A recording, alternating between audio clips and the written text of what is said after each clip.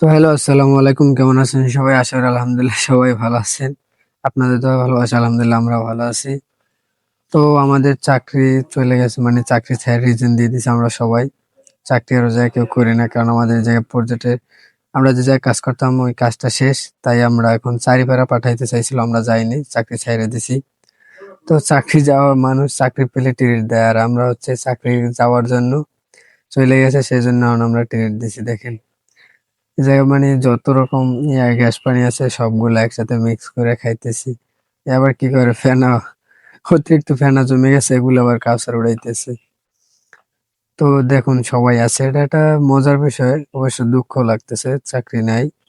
ব্যাপার না, ইনশাল্লাহ এই জায়গা থেকে চাকরি চলে গেছে, আবার অন্য এক জায়গায় তো আমার রিজিকে যদি থাকে অন্য এক জায়গায় অবশ্যই হবে, আবার সুবিধা নেই। তো দেখুন এখন খাইতেছে, ওদের সবার ভাগে লিচু পড়ছে কিন্তু আমার ভাগে মাত্র 2টা পড়ছে। 2টা লিচু পড়ছে, আমি কি কম ভাই, খালি টকের পর টকে। সুমন ভাই হে থাবাই লই গেছে আগে ভাগে, মানে হ্যারটা হে লই লইছে গুছাই, বুঝছেন?